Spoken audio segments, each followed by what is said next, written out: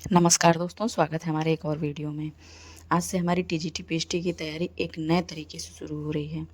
जैसे कि हम टीजीटी पीएचडी की तैयारी तो कर ही रहे हैं, लेकिन उसके में हमें जीएस भी पढ़ना है और सिर्फ मुख्य विषय पर ही नहीं बल्कि जीएस और करंट अफेयर्स पर भी बराबर ध्यान देना है। और कई बार हम सोचते हैं कि पहले सिलेबस पूरा कर लें, ख़त्म हो जाए, फिर जीएस पढ़ेंगे, लेकिन यह तैयारी अगर हम थोड़ी-थोड़ी रोज़ करते हैं तो हमें बहुत बड़ा हमें एक हमारा काम हो जाएगा। दूसरी चीज़ ये मैं करंट अफेयर्स नोट कर रही हूँ। करंट अफेयर्स रोज़ 10 क्वेश्चन नोट करती हूँ। उसके बाद मैं जीएस पढ़ूँगी।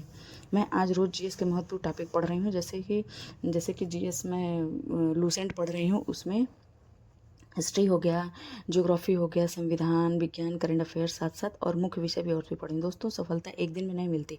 रोज़ थोड़ी थोड़ी मेहनत करनी पड़ती है। अनुशासन में रह के, अपना रिवीजन करके और अपनी पढ़ाई को कंप्लीट करके हम कर सकते हैं। ये देखिए, मैं लास्ट क्वेश्चन है करंट अफेयर्स का। ये करंट अफेयर का लास्ट क्वेश्चन है। इसके बाद मैं अपना रिवीजन करूँगी इसको। मैं करंट अफेयर्स रोज़ लिख के रोज़ 1-2 बार मैं रोज़ पढ़ लेती हूँ, ताकि फिर जब एग्ज़ाम टाइम आए तो उसमें बस मुझे रिवीजन करना रहे। अगर उसी समय रोज़ लिख के रोज़ पढ़ लें तो कुछ ना कुछ दिमाग में ज़रूर बैठा रहता है। कुछ न कुछ आपके दिमाग में ज़रूर रहेगा कि हमने इसको कहीं न कहीं कुछ न कुछ पढ़ा हुआ है। देखिए, मैं इसको रिवीजन करूँगी। इसमें कुछ क्वेश्चन दिया हुआ है कि क्या बोलते हैं, उटुक्कल अटुकल पोंगल कहाँ पे, तो पोंगल केरल में होता है। कुछ ऐसे ही क्वेश्चन हैं। और एसबीआई का ब्रांड एम्बेसडर किसे चुना गया है, तो पंकज त्रिपाठी हैं। ऐसे 8-10 क्वेश्चन हैं। और मैंने अभी कोई बुक नहीं ली है करंट अफेयर्स की, मैं यूट्यूब से ही पढ़ रही हूँ। और जीएस की भी मैंने कोई बुक नहीं ली है। मेरे पास पुरानी लूसेंट थी, मैंने बताया था ना, उसी से मैं पढ़ रही हूँ। अगर आप टीजीटी पीएचडी निकालना चाहते हो, आज अपने आप से एक वादा कीजिए कि रोज़ पढ़ेंगे, रोज़ रिवीजन करेंगे। कोई बहाना नहीं, कुछ भी हो जाए, चाहे हम कितना बीमार है, कुछ भी, अगर हमें लाइफ में कुछ करना है तो हमें रोज़ पढ़ना है, रोज़ रिवीजन करना है। कोई बहाना नहीं। याद रखिए, सिलेबस आ जाने से डरने की बात नहीं है, बल्कि तैयारी शुरू कर देना चाहिए। हमको शुरू करना है। फिर सोचता नहीं सिलेबस आ जाएगा तो पढ़ेंगे, सिलेबस अच्छा एग्जाम डेट आ जाएगा, ऐसा नहीं करना है। हमको पढ़ना है, एग्जाम तो होगा ही होगा।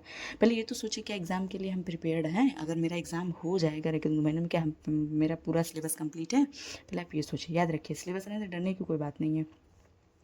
और यही चीज़ अगर हम जितना हमें, वैसे तो कम से कम 2 महीने का टाइम तो हमें मिलेगा एग्ज़ाम के लिए, अगर उतना हम कर लेते हैं तो समझ लीजिए हमारे लिए बहुत अच्छा होगा। मेहनत, जैसे कोई बात होती है ना कि मेहनत इतनी खामोशी से करो कि सफलता शोर मचा दे, होता है ना, लोग कहते हैं ना।